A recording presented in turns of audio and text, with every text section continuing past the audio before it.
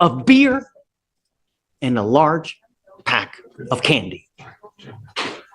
Mr. Lestrade, they know you at that Walgreens. Every single time you go back to that Walgreens, you have about every single eye in the sky looking at you every 15 ways from Sunday, watching your every move. Yes, sir.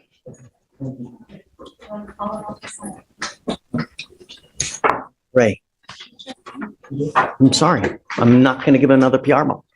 You know, perhaps, I don't know, but you're not getting it.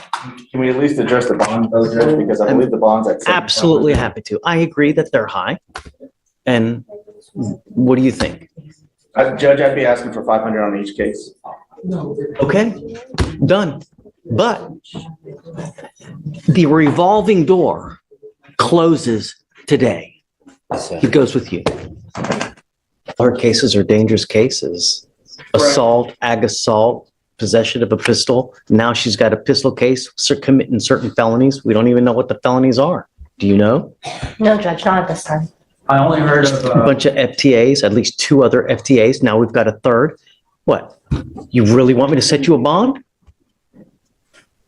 I want hair. Not gonna happen. No, at some point, we got to say when. But, you know, you've racked up a bunch of criminal history. How old are you? How old is she? she's, I think she just turned 19. 19 and all this?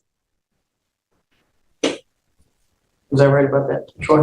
Correct. I'm 19. Yes. Absolutely not. I'm in shock that you're 19.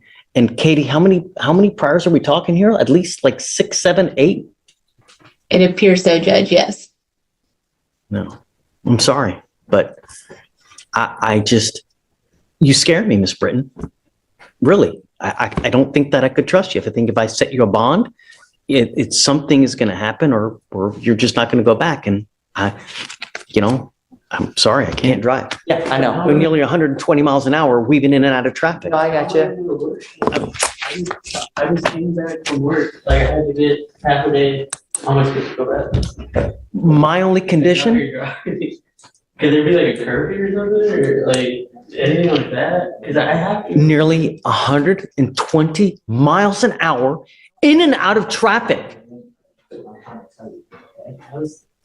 One, is it right? I'll talk to you in a second.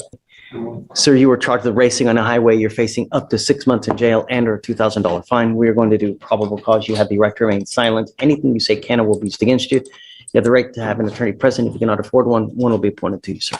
Yes, Judge. Okay. On January 5th, 2025, the officer was conducting surveillance as part of a traffic crimes task force of motor vehicles racing westbound on Grand Parkway, and the officer observed the defendant's vehicle traveling in lane 2 and another vehicle in lane 1. The motor vehicle slowed down to approximately 30 miles per hour before launching at the same time in a competitive manner, accelerating to well over 110 to 125 miles per hour in an attempt to outpace each other.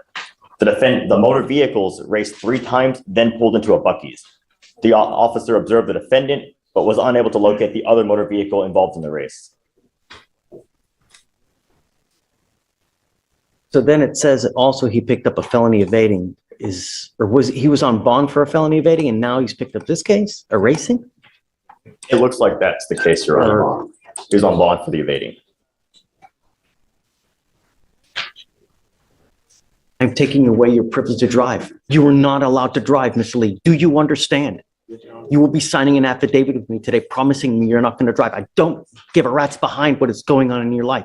If I find that you drive, I can have a contempt hearing. You can be facing an additional 6 months in jail and a $500 fine every time you drive. This is an affidavit that you're going to promise me that you're not going to drive. Do you understand? There's a burning building with 50 kids in it. I don't care. Do not drive. You are Joaquin Hernandez. Sir. Mr. Hernandez, you're charged with driving while intoxicated. You're facing up to 6 months in jail and or a $2,000 fine. We're going to do probable cause. You have the right to remain silent. Anything you say can and will be used against you. You have the right to have an attorney present. If you cannot afford one will be appointed to you, sir. Yes, Judge. On January 12th, 2025, the officer was dispatched to 7000 Gulf Freeway, and another officer had advised that the defendant would sleep in the driver's seat of the vehicle. The vehicle was on and running, and the officer observed a container of beer in plain view in the center cup holder. The officer made contact with the Drinking while driving? Yes, Judge. And the officer observed a strong odor of an alcoholic beverage, watery bloodshot eyes, slurred speech, and the defendant admitted to consuming beer, but did not state the amount. The officer observed a 12-ounce Michelob Ultra cold to the touch and a plastic bag labeled Margarita to go with a straw sticking out of it, mostly consumed, and an open pack of beer in the back seat. The standard filtered writings were performed. HGN 6 out of 6. Walk and turn and one leg stand were not performed due to the defendant claiming he had one bad leg. The defendant was read the DIC and declined to provide a sample, and a blood search warrant was signed and executed. Mr. Hernandez, I'm going to find that there's probable cause to go forward with your case. Can you see if he has any prior DWIs, please? Yes, Judge. I see no prior DWIs. I would venture a guess that it's damn elementary that you're not supposed to have alcohol in the car. I am now taking away your privilege to drive. You will be signing an affidavit with me today promising you're not going to drive, and I don't give a rat's behind what is going on in your life. If I find that you drive, and I don't care if there's a burning building and you have to save 50 children, I can have a contempt hearing. And every time you drive, you can be facing up to 6 months in jail and a $500 fine. Do you understand? Do not drive for any reason. You are Samuel Escobedo. Sir, you were charged with driving while intoxicated. You're facing up to 6 months in jail and or a $2,000 fine. We're going to do probable cause. You have the right to remain silent. Anything you say can or will be used against you. You have the right to have an attorney present. If you cannot afford one, one will be appointed to you, sir. Yes, Judge. Okay. On January 26, 2025, at approximately 12:31 a.m., the officer observed the vehicle on East Sam Houston Parkway, turned southbound in front of the officer, making a wide right turn, and entering his lane of travel, forcing him to slow to avoid a potential collision. The officer observed the vehicle swaying within its lane and within the vicinity of another motorist. The vehicle accelerated to a high rate of speed of 61 miles per hour in a 45 mile per hour zone, and a traffic stop was then initiated. The officer made contact with the defendant and observed glossy eyes, slurred speech, and odor of an alcoholic beverage.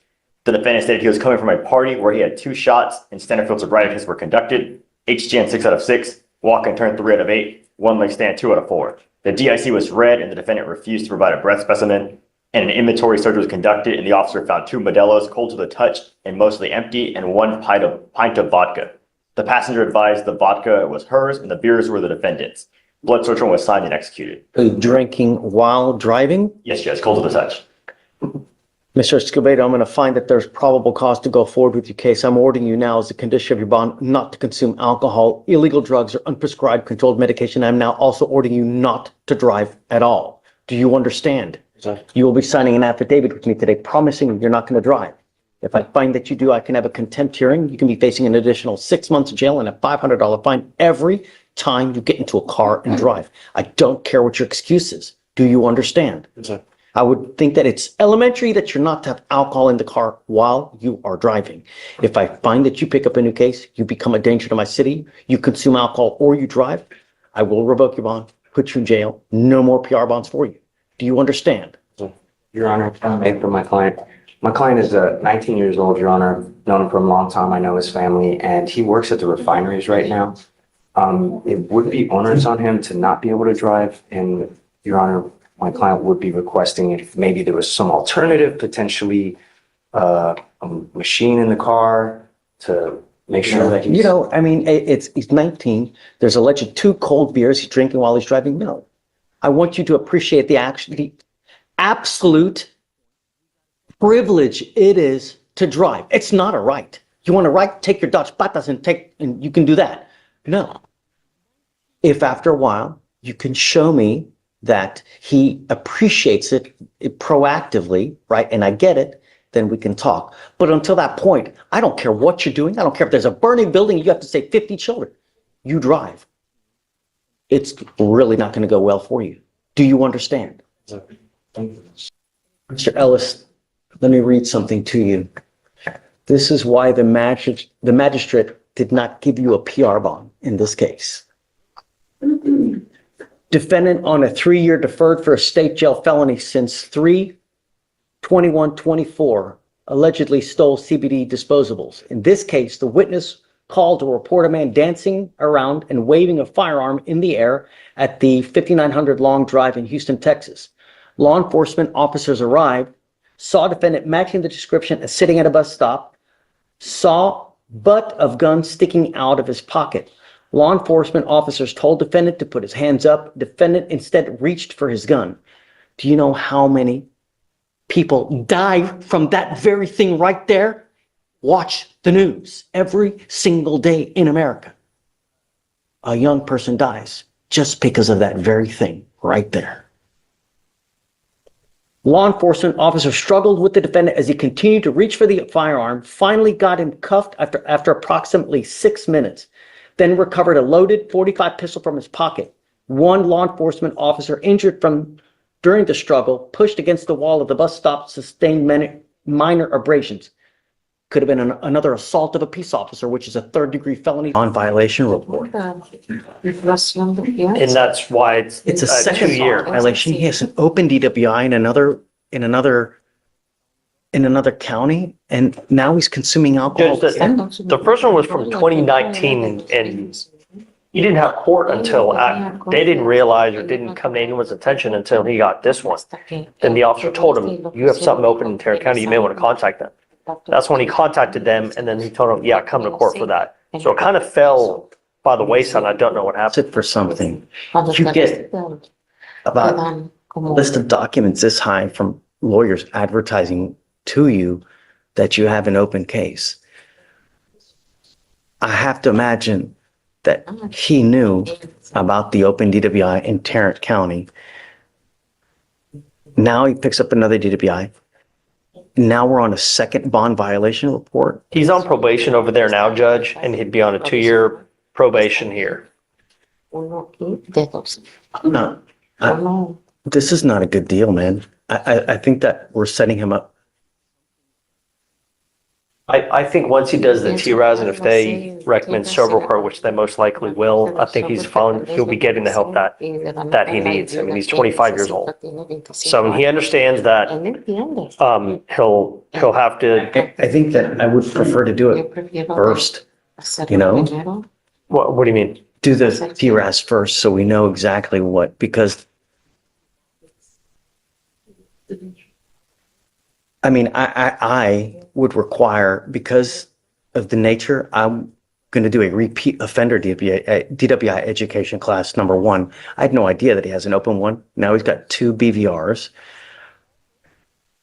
I don't think I'm ready to do this today. Okay.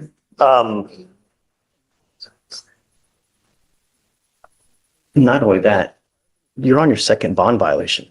You're continuing to consume alcohol, and you have an open DWI in another county.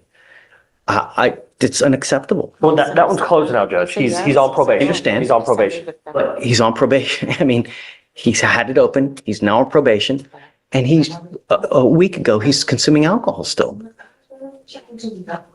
Right.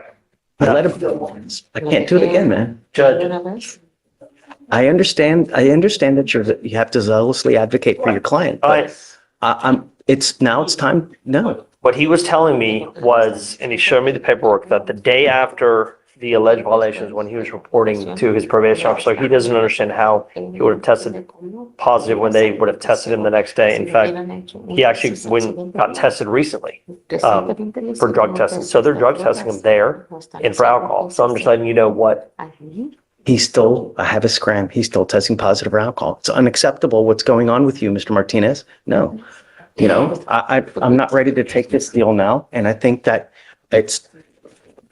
Judge, my only concern is if he goes in, as you know, with this administration, he's not coming out. Consequences, man. Actions have consequences, Mr. Martinez.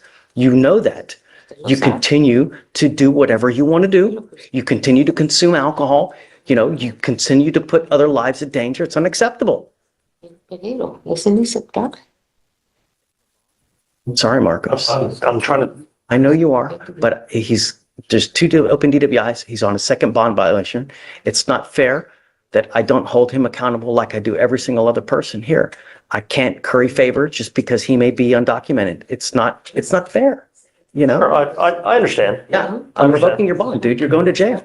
But if he's gonna be evaluated and most likely he'll get treatment, which is what he needs. Putting him in custody, he's not gonna get the No treatment. matter what we're doing, no matter what conditions I have bent over backwards not to put you in jail.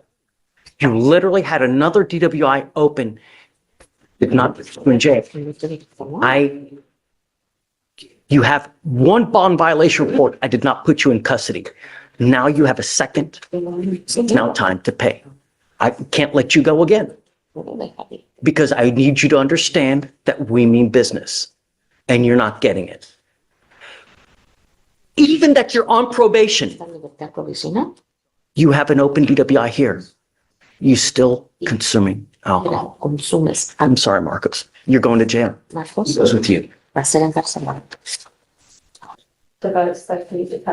Okay. Yeah, Your Honor, I agree with state insofar as this is a simple matter. Where we disagree is, I think a scientist was needed. I think someone who actually has the technical know-how of how this violation report came to be. The state did have that standard of clear and convincing to prove that my client violated this. So far, all we have is a piece of paper that is, at least for right now, is supposed to have been prepared by someone else who is not here to testify. There's no ability to cross-examine them on their expertise, on any notions of false positives, on any issues that a technical expert would actually know about the device. And without that, Your Honor, I think it's very clear that the state failed to prove their burden of proof that my client consumed alcohol. And I would ask that, Your Honor, again, not revoke the bond, keep it as is. My client's here. There hasn't been any warrants for his arrest issued since he's been coming to this court. And in the allegations itself of the underlying offense, there is no allegations of injuries or accident to persons. So again, just take into account that you need to take into consideration flight risk and safety of the community. Nothing that's been established here in this hearing or outside of this hearing should lead the court to believe that my client is a flight risk or a danger to the community. And with that, I'd ask that you not revoke the bond, Your Honor. And Judge, these devices are used. Say it again. These devices are used all the time. Well, their use all the time is Just so- irrelevant to needing an expert to testify on that. Absolutely. I absolutely appreciate your tenacity. I have done everything in my power not to revoke his bond. He is on bond for a DWI in another county. He picked up a DWI here. He's had not one violation. On the first violation, I didn't take him in. He had a second violation. I didn't take him in. Now he has a third violation. It would be unreasonable for me not to. I told you that there was no tolerance in this case. You yet refuse to comply with bond conditions. I find by clear and convincing evidence that you refuse to comply with bond conditions, and I have bent over backwards not to put you into custody. But now we have a positive blow.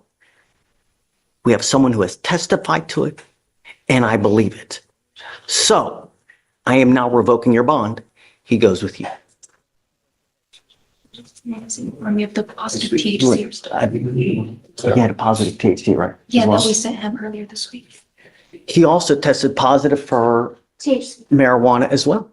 Well, Your Honor, Here this week. that wasn't, are we still on the record then on that? Okay. Well, I would also want someone to come testify about that, Your Honor, but you know, that I'll make, I know, but I know you already made your ruling, but I was ready to testify on that because they don't have anything on chain of custody on the test itself, on whether it tests cannabinoids, which Delta 8, hemp. There are a bunch of things that are THC related that could pop positive for THC that aren't THC. Regardless, we admonish him not to put anything in his body that doesn't have any delta whatever. Regardless, it's number 3, goes with you. A DWI repeat offender education class, 3 victim impact panels, 20 Alcoholics Anonymous meetings. I say we like get that done pretty quick, you know, because he has a recent the real recent violation. So let's do, maybe 3 per week for the first now, starting up now, 3 a week. You could do more. You could do that. Yeah. They have them there. Well, no. I'm doing this in a specific way so that it lasts for a long time. I don't want you to do all of them at one time. I want to do 3 a week, and that's how we're going to do it because I want them to last for a long time. I don't want you to do them all in 1 or 2 weeks. No. Do you understand? We're going to craft a plan for you. I'm going to have you meet with clinicians. You're going to be evaluated to see how we go forward because, Mr. Manzano, I don't know you. I've never met you before. All I know is how you look on paper, and it just doesn't look good for a 20-year-old. So the idea is that we craft a plan so you don't kill someone out there and end up with a 40-year sentence because that happened not 3 days ago. Do you understand? I'm signing on to his new case. Oh, we picked up a new case. He did, Judge. Mr. Palacio, you're now charged with the new case. You're charged with driving while intoxicated. You're facing up to 6 months in jail and or a $2,000 fine. We're going to do probable cause. You have the right to remain silent. Anything you say can or will be used against you, sir. Yes. On February 5th, 2025, the officer was dispatched to a stranded vehicle at the 700 block of North Sam Houston Parkway, and the officer observed a car parked on the shoulder and a driver asleep at the wheel with the engine running and the car in park. The officer knocked on the window to wake up the driver, who woke up and refused to comply with the officer's command and drove the car 6 feet forward. The officer then requested the defendant exit the vehicle. The defendant put the vehicle in park, then drive multiple times before finally exiting the vehicle. The defendant was detained upon exiting the vehicle, and the officer relocated to a gas station where the defendant was observed to be dazed and confused and did not realize he had been asleep at the wheel.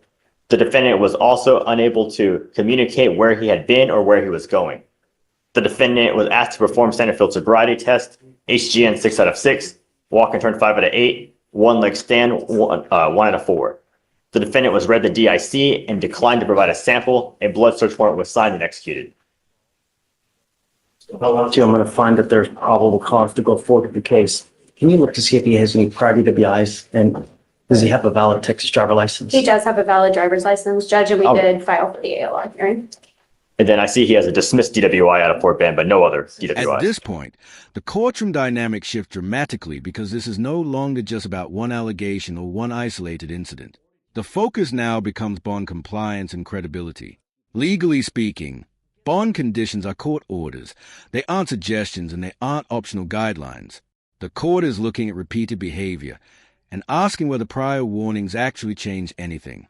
Emotionally, you can also feel the frustration building here. The judge repeatedly references second chances, prior opportunities, and efforts made to avoid sending someone into custody. But now the concern appears bigger than one defendant. It becomes about community safety and consistency in how every person is treated in court. Here's a question for you. If someone repeatedly violates conditions after receiving multiple opportunities, at what point does accountability outweigh leniency? Keep watching because the next moment could determine whether this becomes another warning or major turning point. Have a guardian interlock on it. You're not to consume alcohol, illegal drugs, and Casey, I'm now going to probably give him a curfew. In the BMV, was he out in the middle of the night? Alex? Let's see, Your Honor. I think it was after a bar closed. He was just sleeping in the owner's vehicle. There's one consistent problem, and there's one thing that centers around every single problem that you have. What is that one problem? Right. You and alcohol do not mix. And I don't know what we need to do to get you to realize that, but I don't know. I hope that this is it. If it's not, it's going to be rather lengthy. Maybe that's it. Is it prison? I don't know. But all of the issues center around one thing. And I hope that you now realize this and do what you need to do. Because if you can't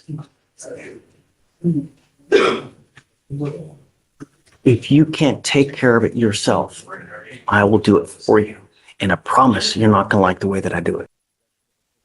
You were on bond for a theft case, and now you picked up another theft case.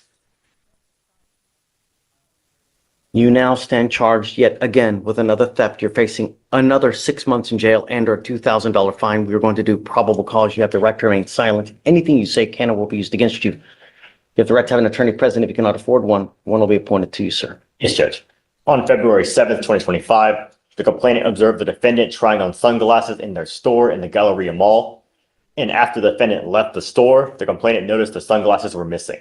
The complainant then reviewed surveillance in which he was able to see the defendant putting the sunglasses in his front right pocket and leaving the store passing all points of sale. The complainant then flagged down an officer who was able to locate and detain the defendant. The defendant was wearing the sunglasses on his face and admitted to concealing them. The sunglasses were valued at $350. Mr. Taylor, I'm going to find that there's probable cause to go forward with your case. I am now revoking your bond on the first case. Goes with you. Unacceptable. We will not continue to give you PR bonds. This is your third one. No more. I will appoint you a lawyer today, but you're staying with me. No going to the gallery at all. Was the prior theft at the Galleria as well? It was at a CVS, Your Honor. Okay. No going to any CVS's, and I don't want you at the Houston Galleria. Do you understand? Sure. If I find that I don't know if you're going to get out. You get out, you pick up a third case, I'm going to go absolutely nuts on the bond. Do you understand? Goes with you.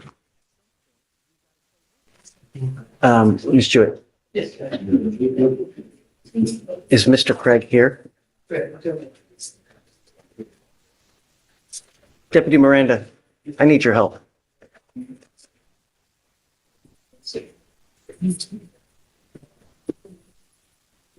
I don't know what more of no tolerance you don't get. Your device has been dead. So Judge, I don't think it was low and then it went dead for, I think, a couple of days, but he didn't receive, well, I understand that, Judge, but he didn't receive, I guess the device supposed to send something. You know when you're supposed to charge the device. You know. I think it gives you a notice or something that is dying out. And so it didn't give him notice. So he went to pretrial service to have him check it out to find out what was going on with it. But he's been on bond for a very long period of time with no issues whatsoever. That doesn't give you the justification to do what you're doing. Judge, I will say that I contacted the device people over at 49, whenever he reported yesterday. They stated like. He only reported yesterday. Yes, we observed. Unacceptable. Unacceptable. Well, no, Judge, he reported because I told him that the device, that this was filed. That's the only reason why he reported over there. The only reason he cared enough to go was because you told him he had to come to court. Otherwise, it would still be dead. It would still be non-functional. I don't think that's the case, Judge, because it's been functional the entire time that he's had the device. So this is not he's been out for 2 months and the device has not been functioning. That's not it. This was just filed 2 days ago. Because I wanted to take care of it now. And the reason is that he's on probation for a violation of protective order, picks up an assault of a pregnant person, and then picks up another assault of the same person. And he has another assault dismissed, and they're all the same person. And I told you that there was no tolerance in these cases. And I have here that you have a dead battery since 2/10 of how long was the battery dead? According to the viewer, I believe it started on the 10th, and then whenever he reported for. Yes, Judge, that's what I'm saying. Reported for inspection, we found no issues with the device itself or the charger. Revoking your bond. You go to jail. I'm sorry. Bond conditions, bond conditions. There's no justification, right? 3 open cases. I've repeatedly told you, no tolerance, and you're just doing whatever you want to do. You're not charging it. Goes dead. So does the bond. Judge, it went dead on the 10th, and he immediately went in to go have it checked out because he didn't know. No, he didn't. 2 days later, because you said you got to come to court, it's probably a good idea for you to go get it checked out. That's not how it happened, Judge. Tell me. When I got the email, I said, hey, there's an issue possibly with your device. He said, I got no notification whatsoever that it was dead. So I will go down there and check it out to see what's going on. I didn't tell him about a court date because I didn't know about the court date at the time. I got the motion first. Then your letter came after the fact. So he went on his own to have it checked out. So if you look at the records, I mean, he's been out for a while and this just happened. 2 days, that's it, Judge. They tell you that you're supposed to charge this thing on a daily basis. They tell you that you need to put it by the charger every day for a specific amount of time. And if you don't, the battery goes dead. So you know what you're supposed to do. I understand that, Judge, but also if the court remembers that he is also keeping a newborn baby, so maybe he put it in. He was tired. I mean, It's been dead for 2 days. It's only been dead for 1 day, I believe, Judge, because he went on the 11th, I believe. Today's the 14th. No, she said yesterday he went. Today's the 14th. That's the Today's 13th. 14th, I'm sorry, that was the 12th. I don't know why I thought it was the 13th. So when did he go? The 12th. No, the battery goes dead on the 12th. When did he go to pretrial? He went to pretrial on the 12th, Judge. His battery went dead on the 10th. Oh, I'm sorry. Okay, battery goes dead on the 10th. Goes to pretrial on the 12th. So he's without a device 2 days. I'm sorry. Goes with you. Morning, Mr. Benjamin. You were charged with driving while your license is suspended. You are facing up to 6 months in jail and or a $2,000 fine. We are going to do probable cause. You have the right to remain silent. Anything you say can or will be used against you. It's Judge. On February 3rd, 2025, at 11:40 a.m., the officer ran a license plate search on a vehicle and found the vehicle to have expired registration. A traffic stop was then initiated. The officer notified the defendant for the reason of the stop and asked for the defendant's driver's license.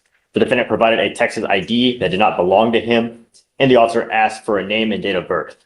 A search of the information provided showed the defendant's driver's license to be ineligible, and the vehicle also did not have valid insurance. And the officer did a person search on the defendant and found the defendant had a bond condition for an ignition interlock device, and that the vehicle did not have the interlock. The vehicle was registered to the defendant.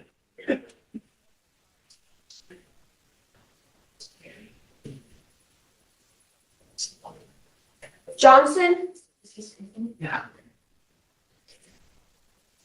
Let's go through your stuff. And I'm just from 2009. DWI, possession of a controlled substance, robbery, theft, possession of a controlled substance, felony theft, felony theft. Here's my concern. 2018, DWI second. 2019, DWI second. 2019, possession of a controlled substance. Further in the year, DWI second. Possession of a controlled substance, and now another DWI, and now driving on a suspended license. I don't know if you watch the news.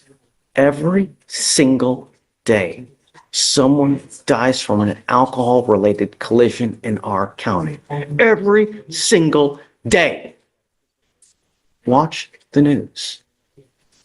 It's really, really unfortunate when a button on a phone and $30 on an Uber will get you to anywhere you want to go in this damn county. Don't matter where you want to go. It's a geographical oddity.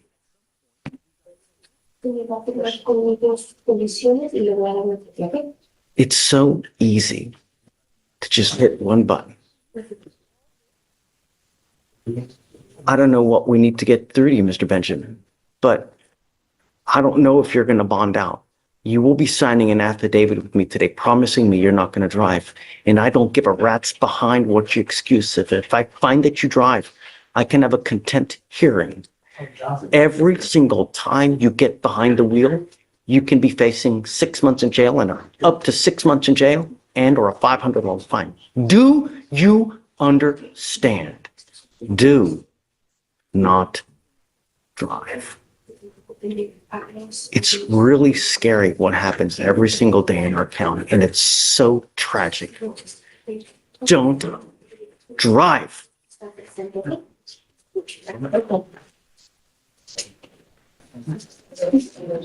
This is the promise that you're going to make to me. All I'm begging you to do is don't kill someone. Please, don't kill someone. There's a lot of randomness in it, Judge. The only thing, my concern is who broke the window? Did he break the window? And Your Honor, so according to the DMs, what the complainant said is that she saw him walking away. She heard the broken window. She came downstairs and saw him walking away. And then that's what we have in the DMs. And then I spoke with her yesterday as well. And she repeated the same thing, that he was the only one there when the window was broken. And that's what she said. She saw him outside the window door when it was broken. He's walking away. He actually calls the police because he's being harassed by this woman because she's saying that he broke a window. And I don't think there's any list of physical evidence like glass on him or anything, or in the whatever stuffed animal. At what point did the cops come and did they arrest him on the spot? What, do we have any other physical evidence? Do they? We have the two further, just complainant said that he was approximately 20 feet away from the back door when she saw him, and that the officer found the window to be shattered. And then the complainant showed the back door to her apartment. I mean, how do we know he did it? No one's saying that he did. I mean, no one saw, you know, it's. To be honest, just what we have is that the window was broken, and then she saw him outside at the time when she came downstairs to check on. That's what we have. I get it. I Yes, get Judge. it. I don't think it's enough. However, the fact is, we're still having issues with the same complaining witness. I now have to take more drastic action to ensure nothing happens in the future. So now what I'm going to do is I'm putting an ankle monitor on it and I'm barring him from going within 500 feet of where she lives or where she works. Yes, Judge. Ankle monitor, just want to make sure it's ELM and not scram. Correct. Okay. Acid fees be waived. Okay. I'll add. How far do they Judge- live from each other, Alex? You know? Do you have the same complex? It was described as across the street. But when I spoke to the complainant, she said that they do not live across the street, that he was staying at a friend's house, but he told officers that she lives across the street. So what I'm doing, Mr. Franklin, is I'm going to put a monitor on your ankle and there is a radius of where you cannot go where this person lives or works. And I mean, we may have issues with bond conditions as it is, because if I ordered him not to have weapons on the terroristic threat and they show me that, or they prove to me that you have weapons, I'm going to put your butt in jail. So maybe we should have a formal bond hearing to see if, in fact, you can prove that he has a weapon. Yeah, Judge. So I have some hesitancy about everything, Judge, mostly because my client's orange sheet is quite extensive. So the jail has diagnosed multiple mental illnesses. I'm trying to track down his competency because I was appointed, I think, December. So there's been prior competency motions. I'm trying to get the reports from them, which is difficult because I forget what agency does the mental health evaluations. They're saying that they don't exist. So I'm trying to find his mental health records, Judge. It sounds to me like it's bipolar schizophrenia or schizoaffective. And so I think that my client is likely going to have severe mental health issues, which have been causing issues. And I think that's going to be the heart of all this. And so I'm trying to push for treatment. The case is just brand new is the problem. You were ordered not to be in possession of any weapons. And they're telling me now that you have a new case and that you have an alleged knife as well. I want to set this for a formal hearing on Monday. And if they show me that you have a weapon in violation of your bond conditions, I'm going to bring it. Do you understand? You are not to be in possession of any weapons whatsoever. Get a hold of your witnesses. Yes, Judge. Get a hold of the cop. Yes. Let's have a formal hearing on Monday to show me whether he's in possession of a weapon or not. Yes, Judge. Yes, Judge. In the meantime, like I said, If I find that you become a danger to my community, it's really not going to go well for you. Do you understand, Mr. Franklin? There is no excuse. You will get this ankle monitor today, and you're not to go within 500 feet of where this complaining witness is. Good morning, Mr. Murdoch. Sir, you're charged with driving while intoxicated. You are facing up to 6 months in jail and or a $2,000 fine. We are going to do probable cause. You have the right to remain silent. Anything you say can and will be used against you. You have the right to have an attorney present. If you cannot afford one will be appointed to you, sir. On February 16th, officers observed a blue Kia Forte at 6300 Antoine Drive. The officers observed the vehicle make a U-turn where there's a prohibited U-turn sign. A traffic stop was initiated. Officers had previously observed this vehicle pulling out of a known after hours bar located at 6314 Antoine Drive, Harris County, Texas. The defendant was a driver. Officers observed bloodshot eyes and a strong odor of alcoholic beverage. The defendant admitted to drinking 2 Bud Lights. Standard field sobriety tests were performed, 6 out of 6 HGN, 1 out of 4 one-leg stand, and 4 out of 8 walking turn. The officer observed a 12-ounce Bud Light bottle of beer that was open and about 3/4 full upon an inmate. Drinking in the car while driving. There were also 2 unopened shooters of tequila in the console. The defendant consented to breath. THC came back as 0.112 and 0.109. I missed the basis for the stop. Can you tell me that one more time? They saw the vehicle perform a U-turn in an area where the U-turn was prohibited. Okay. Mr. Murdoch, I'm going to find that there's probable cause to go forward with your case. I would figure that it was damn elementary that you're not to have alcohol in the car while you're driving. I am now taking away your privilege to drive. You were not allowed to drive. You will be signing an affidavit with me today promising me you're not going to drive. And I don't give a rat's behind what your excuse is if there's a burning building and you have to save 50 children. Do you understand? Every time you drive, it's punishable by up to 6 months in jail and a $500 fine every time you drive. Mr. D, Yes, sir. Now approach, Your Honor. please. Your Honor, I am here on Mr. Enrique Rodriguez. I received an email from pretrial services stating that my client, Mr. Enrique Rodriguez, failed to go and to pretrial service and pick up the portable device. Is Mr. Rodriguez here now? Yes, sir. He's here, Judge. Mr. Rodriguez, come forward, please. I think he was supposed to get it by 1:13. Yes, 25. You don't have the devices we ordered you to do? No, sir. I have a letter from the State Department of Transportation in Austin saying I am No. not to drive a car, so I figured I didn't have to get it. So I can't drive. I didn't know. I figured since I can't drive, why should I get it? And then Because I ordered you to get it. And now I'm revoking your bond and I'm putting you in jail because you've been a whole month without having it. You decide on your own? Courts don't work like that. It goes with you. Thank you, Judge. You are facing up to a year in jail and or a $4,000 fine on your new terroristic threat. This courtroom session ultimately became a powerful example of what happens when judges balance compassion with accountability. Throughout these proceedings, we saw repeated discussions surrounding bond conditions, public safety concerns, substance-related allegations, compliance issues, and whether defendants were taking court orders seriously. The central message that continued surfacing was simple. Judges may offer opportunities, but those opportunities come with responsibilities. Repeated violations, new allegations, and failures to comply can dramatically change how a court responds moving forward.